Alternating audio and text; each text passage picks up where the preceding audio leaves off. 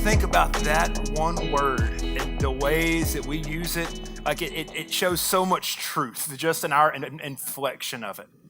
I'm going to say it again. I want you to think about when the last time you said this was. Seriously? It's like this, it speaks about exasperation, doesn't it? Like it's just, I'm sure you're laughing. You're probably thinking situations where you've said that. If you have small children, you probably say that a lot. I saw Chris and Brendan Courtney just like, oh, like, yes, I know that word very well. It's like, how did you come up with this? We say that word, and what's so interesting about it, I've thought about that a lot this week, or just like what the character of like exasperation is. It's really tough to get, and I've talked about this a lot. Clint has seen evidence of this before. Like I talk about, like sometimes I don't like driving on 165 because I have a little bit of road rage. Like it's different because you don't know who that person is. Like there's a different level of exasperation there. But like that word, seriously, it's like you can only get to that place when this is someone you know well. Like, and this is also not a new situation. Like this is okay. We've had a conversation about this, and this is still going on. It's frustrating because like it's breaking the relationship you have a little bit, but it's also breaking like your trust and your faith in this person. It's like, really? Like this is going on? And this is not a new emotion. This is not a new thing. This has been going on since time began. And today we're going to look at a situation in the Bible that's about exasperation. It's like a holy version of seriously? Because it's there. It's been happening for a long time. The last few weeks we've been in a series called Good Talk, Bro, about tough conversations Jesus has with people. We've asked ourselves the question, what happens when we let Jesus get to the bottom of our mess? And the answer to that question is that he asks us to truly live. And so the very first week we looked at the woman at the well in John chapter 3, and what we learned was that truth only has one maker. And last week, we went back a chapter into John 3 and Jesus' interaction with a man named Nicodemus. And inside of that interaction, we learned that our can'ts are his starts. We learned about placing limits on Jesus. And we kind of began a conversation about faithfulness. And this week, we're going to continue that. But what we're seeing is this is a situation when people should know who Jesus is. And what we're going to learn today is that the greatest indicator of our faithfulness is actually our prayerfulness. And that's what we're gonna think about today. But this is a conversation, but it's about a situation that should have been very different for the people involved. So let's open up our Bibles. We'll be in Matthew chapter 17. You can read it in your Bible. You can read it on the screen behind me as well. And so let's listen to these words today. At the foot of the mountain, a large crowd was waiting for them. A man came and knelt before Jesus and said, "Lord, have mercy on my son. He has seizures and suffers terribly. He often falls into fires or into the water. So I brought him to your disciples, but they couldn't heal him." And Jesus said, "You faithless and corrupt people, how long must I be with you? How long must I put up with you? Bring the boy here to me." Does that seem like exasperation a little bit? Then Jesus rebuked the demon in the boy and left him. And from that moment, the boy was well. Afterward, the disciples asked Jesus privately, why couldn't we cast out that demon? "You don't have enough faith," Jesus told them. "I tell you the truth, even if you had faith as small as a mustard seed, you could say to this mountain, 'Move from here to there,' and it would move, and nothing would be impossible." So, what's the character of God like when he gets exasperated? We just saw it. And we believe Jesus, fully God and fully man. We see his seriously going on right here. We think about it. What is making Jesus so frustrated here? But the short side of it, it says as though he's saying to them, "You've got so much ability.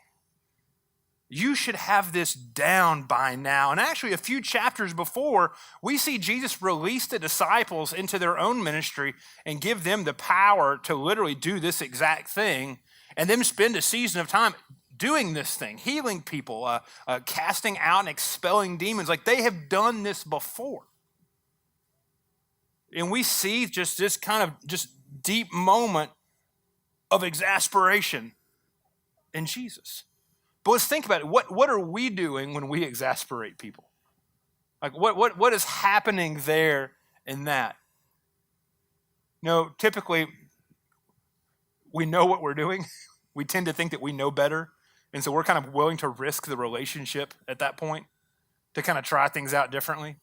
Like we're being a little hard-headed. That's what's going on. We think about specifically God, these moments where we might be willing to get to that point where we're causing frustration. Is we're sitting there, we're saying, I've prayed for this, I didn't get the answer I liked, or I didn't get the answer I wanted, so I'm going to do what I want to do this time because I'm not the one who's at fault in this situation. Clearly, you're the one that's at the fault. I think I might know better than you. Or I think I've got this down. I don't necessarily need you as much in this situation as I think I might. This story actually, though, it shows up in Matthew, Mark, and Luke, all across the Gospels. And I want us to look at the way the story ends in the version, ends in the way that Mark tells it, because it kind of gives us a little bit of a peek of what might be going on. So Mark chapter 9 will also be on the screens behind us. This is what we read from chapter 9, just 28 through 29. Afterward, when Jesus was alone in the house with his disciples, they asked him, "Why couldn't we cast out that evil spirit?" And Jesus replied, "This kind can only be cast out by prayer." So in Matthew, he's speaking to their faithfulness, and Mark, he's speaking to their prayer life. A conversation about faith is a conversation about possibilities. It's about what we believe could happen, or about what we believe Jesus might be asking or wanting to do. But it's the space between, or it's the space of intersection of prayer and faithfulness where big things begin to happen. It's that space right there where faithfulness and prayerfulness intersect to where impossible things begin to happen. And Jesus' exasperation with the disciples is because they should have known this by now. But they're still just kind of acting out in their own ways. As we said, we want to talk about today is the greatest indicator of our faithfulness will be our prayerfulness. And really just to look at two questions, at two things that help us understand what those places are for us. But the disciples have a poverty of faith. They have a fundamental imbalance in their faith. They think they have it, but they think that their faith is something they own. Their faith is not part of just that larger story of God. What we see just reading this story and seeing this is that faith is not this measurable commodity. A lot of times we think of faith existing on this like linear pathway. Like I have faith today, I have more faith today. It's this line that we can easily draw out. It's a line that we can control. It's this way that we can make this make sense in our own world. But faith isn't a measurable commodity. Faith is a relationship, and the relationship achieves results through prayer. That prayer brings about this disposition shift in our life. This story talks about it. Jesus said, if you had the faith as small as a mustard seed, that you would be able to move mountains. We also sang about that earlier today. And this is a common expression among Judaism at this point in time. This is a way to say God can do the impossible. It actually shows up several different points in times in Matthew that you have faith that can move mountains. Another way that we see this worked out in Scripture is one of our core values here at Foundry is that we want to have eyes to see and ears to hear. And Zechariah, the Old Testament prophet, in chapter 4, we read this is from verse 7. It says, "Nothing, not even a mighty mountain, will stand in Zerubbabel's way. It will become a level plain before him." That not even a mountain can stand in Zerubbabel's way. That it will become a level plain before him. In the prophet Isaiah, we read this multiple times where he says, "Prepare the way of the Lord.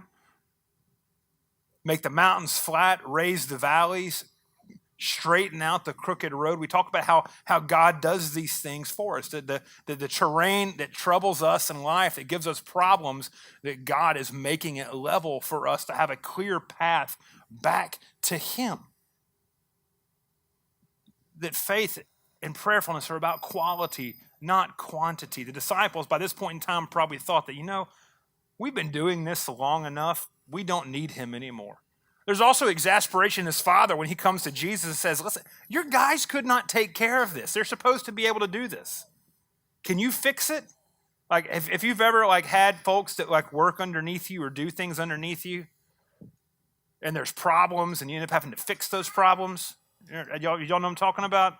Remember the first time I learned this lesson, I was working in a guitar store in high school, and I restrung 15 guitars wrong. And my boss had to fix it for me. And I learned that day to never restring guitars wrong ever again because the boss had to fix it for me. And it's like, you should know how to do this by now. There's these multiple points. And so, like I said, 2 questions just for us to think about this morning. And this is the first one. What if we ask too much about what's too little and not enough about what's exactly enough?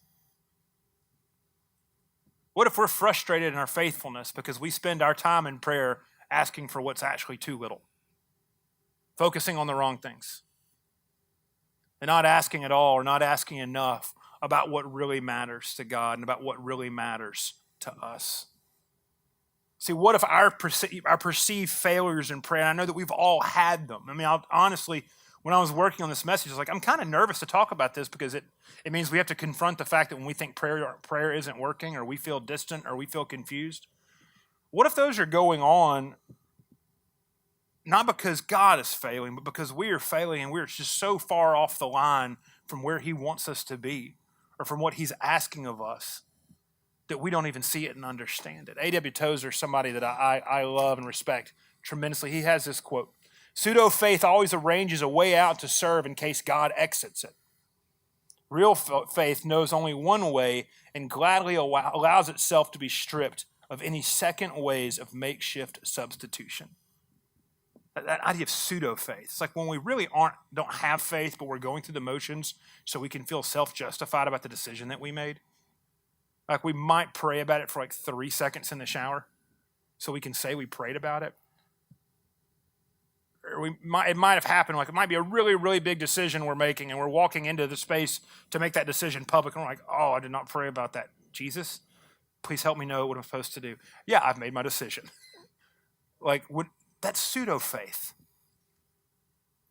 Or we say like, hey, well, if you do this, I'll know I'm supposed to. We start putting these like quantifications in front of God. Real faith does not see a second way out. But we don't get to that level of faith without exercising prayerfulness and faithfulness to get to that point.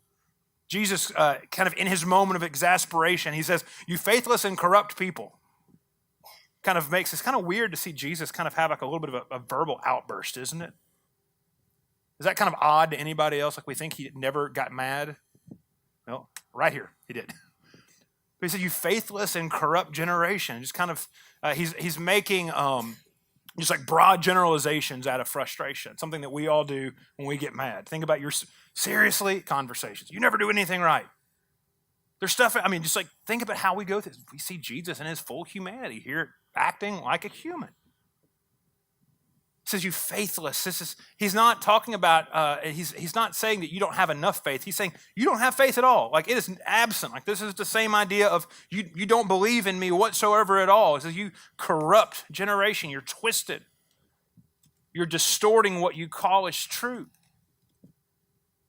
Older translations will say perverted right here. Like you have taken this so far from what actually is truth, it no longer can exist in the same category anymore. And at first this seems really harsh, but then we think about it. Like, sometimes when we want things to be our own way so much, we might create a version of God in our head that simply just matches with our own feelings. That matches with what we think we want in life, or where we think we should be, or what we think he should be doing. We're willing to put our faith and our trust in that, but it's so far from God, it's not even resembling it. And in that way, we can be a faithless people. Believing in what's not a clear picture of who God is. And Jesus came to this earth to show us this clear picture of who God is. It's a faith that never exists, a faith that leads away.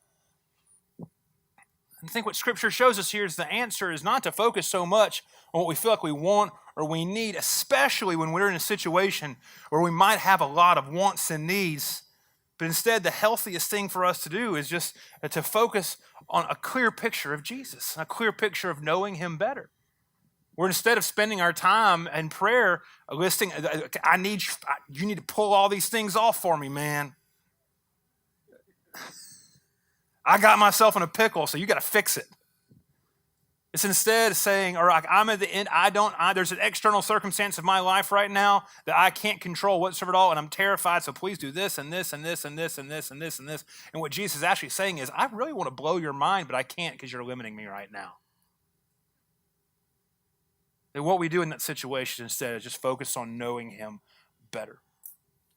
What would happen if the singular point of our prayer, especially in these crisis moments, if the singular point and focus of our prayer was simply for God to build a bigger vision of who he is in our eyes, to increase our faithfulness in that way? The greatest indicator of our faithfulness will be our prayerfulness.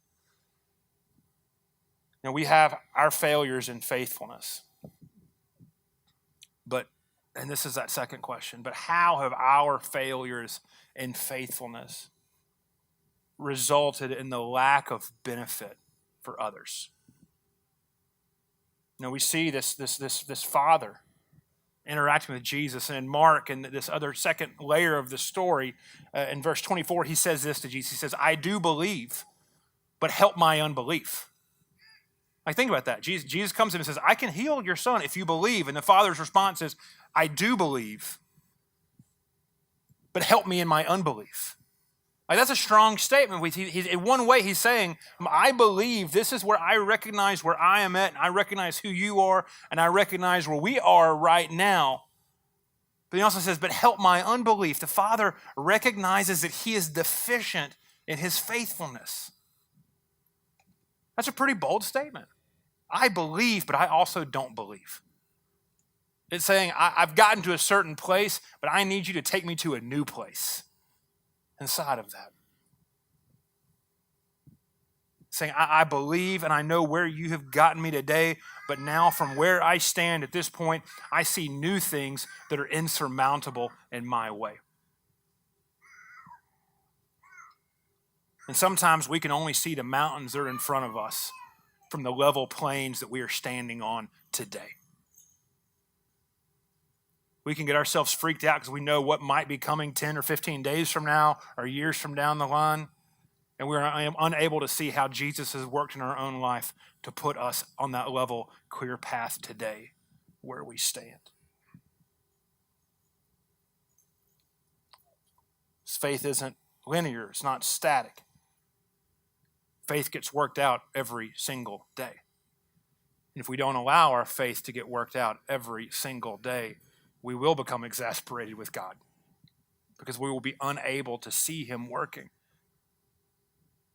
because we've twisted who he is. It's a really good thing God doesn't depend on us, isn't it? The disciples couldn't do it, but Jesus could do it because of the Father's belief. In closing, I want to tell you all about one of my worst fears. And I want to tell you about, the more I think and read about things like this, there's a newer fear in my life that I've had for the last couple of years. Not a silly fear. A lot of y'all know, like, Chad's scared of fish. If you don't know that, have a good laugh at me right now. It's really funny when you see it actually happen in real life. Like, I had a goldfish one time that died on the floor after it jumped out of the bowl. But this is a real fear. And this is the more, that's a stupid fear. The more I read things like this, though, and I think about it, and the more, we're gonna have a message on judgment in a few weeks. The more I look at the Gospels and what it says about that, I'll tell you what I'm nervous about now and scared about is that I do have full confidence and full assurance of my relationship with Jesus. I'm not scared about that. What makes me nervous is